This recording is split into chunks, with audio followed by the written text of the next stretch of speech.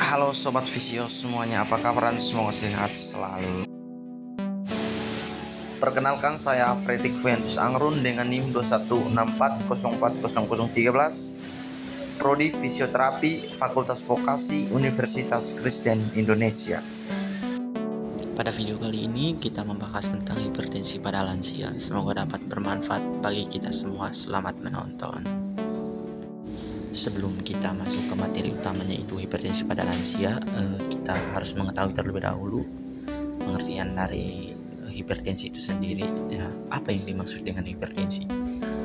Hipertensi atau tekanan darah sistolik lebih dari 140 mmHg dan tekanan darah distolik lebih dari 90 mmHg pada 2 kali pengukuran dengan selang 45 menit dalam keadaan cukup istirahat tenang. Jadi kalau misalkan orang yang sudah terkena hipertensi itu berarti kalau misalkan melakukan tensi darah itu darahnya melebihi dari 140 derajat atau melebihi dari batas normal, itu dikatakan hipertensi. Jadi seperti yang saya jelaskan tadi bahwa pengertian secara umum hipertensi itu tadi.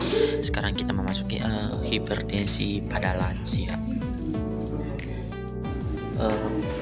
Pengertian hipertensi pada lansia. Hipertensi pada lansia itu dikait dengan proses penuaan yang terjadi pada tubuh. Semakin bertambah usia seorang, tekanan darah juga semakin meningkat. Meskipun proses penuaan memang sesuatu yang alami, lansia dengan tetap berisiko mengalami komplikasi penyakit yang lebih serius. Jadi kalau misalkan pada hipertensi ini semakin bertambahnya usia kita, maka akan dampak untuk terkena hipertensi itu sangatlah cepat. Tidak menutup kemungkinan kalau hipertensi itu kebanyakan terkena pada lansia karena pada lansia itu umurnya semakin tua, maka hormon-hormon atau cairan yang ada di dalam tubuhnya itu semakin menurun semakin berkurang sekali. Yang ketiga itu penyebab hipertensi pada lansia. Di sini ada 3 penyebab. Yang pertama itu perubahan kondisi pembuluh darah termasuk pada jantung. Yang kedua itu penurunan kadar hormon estrogen menyebabkan pembuluh darah arteri mengeras dan tegang. Terus yang ketiga dipengaruhi oleh usia. Yang berikut itu akibat serius hipertensi pada lansia. Yang pertama itu dapat menyebabkan stroke. Hipertensi pada orang tua merupakan faktor risiko utama untuk stroke iskemik. Tekanan darah tinggi juga bisa meningkatkan risiko lansia. Yang kedua, kerusakan ginjal. Hipertensi dan penuaan bisa berdampak pada fungsi ginjal. Lansia yang menginap tekanan darah tinggi lebih berisiko untuk mengalami gagal ginjal kronis, yaitu kerusakan pada ginjal yang ditandai dengan menurunnya kemampuan ginjal untuk menjalankan fungsinya. Yang ketiga itu penyakit jantung. Lansia dengan hipertensi memiliki risiko lebih tinggi untuk mengalami serangan jantung dibandingkan lansia tanpa hipertensi. Terus yang keempat itu akibatnya itu kekuatan.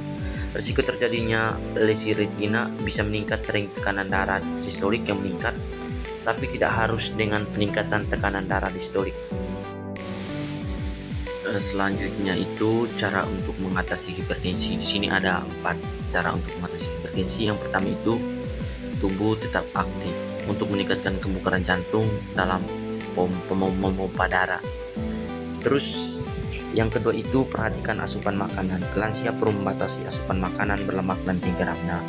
Jadi kalau misalkan kita terkena hipertensi terlebih khusus pada lansia, maka kita harus memperhatikan pola makanan mereka, ya, seperti mengurangi konsumsi garam dan makanan-makanan yang berlemak lainnya yang bisa menambah darah tinggi seperti daging kambing.